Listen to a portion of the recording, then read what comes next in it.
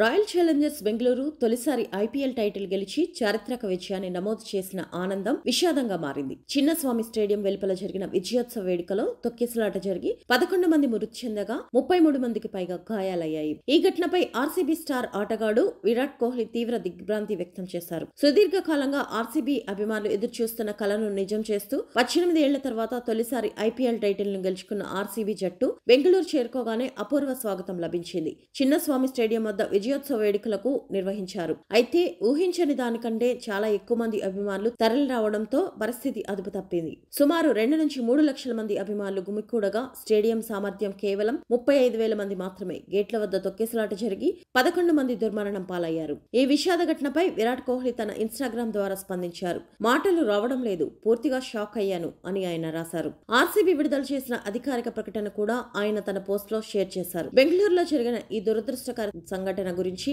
Media నివేదికల ద్వారా తెలుసుకొని మేము తీవ్ర ఆవేదన చెందుతున్నాం. ప్రజల భద్రత, శ్రేయస్సు మాకు అత్యంత ముఖ్యం. ప్రాణాలు కోల్పోయిన వారికి ఆర్సీబీ సంతాపం తెలియజేస్తుంది. ప్రభావిత కుటుంబాలకు మా ప్రగాఢ సానుభూతి తెలియజేస్తున్నాం. ఈ పరిస్థితి గురించి తెలిసిన వెంటనే మేము మా కార్యక్రమాలను వెంటనే మార్చుకొని స్థానిక అధికారుల మార్గదర్శకత్వం, సలహాలను పాటించాం. మా మద్దతుదారులందరూ దయచేసి సురక్షితంగా ఉండాలని కోరుతున్నాం అని ఆర్సీబీ తన ప్రకటనలో పేర్కొంది. తొక్కిసలాట జరిగినప్పటికీ స్టేడియం లోపల కొద్దిసేపు విజయోత్సవ వేడుకలు జరిగాయి. ఆర్సీబీ కెప్టెన్ రజత్ పాటిదార్ విరాట్ కోహ్లీ అభిమానులను ఉద్దేశించి మాట్లాడారు. అయితే బయట జరిగిన విషాదం గురించి తెలియగానే వేడుకలను రద్దు చేశారు. కర్ణాటక ముఖ్యమంత్రి సిద్ధరామయ్య సంఘటనా స్థలాన్ని సందర్శించి మృతుల కుటుంబాలకు 10 లక్షల పరిహారాన్ని ప్రకటించారు. ఈ ఘటనపై మేజిస్ట్రేట్ విచారణకు కూడా ఆదేశించారు. ఆర్సీబీకి చారిత్రక విజయం లభించిన రోజున ఈ విషాద ఘటన జరగడం పట్ల క్రీడాలోకంలో అభిమానుల్లో తీవ్ర విచారం వ్యక్తమవుతోంది.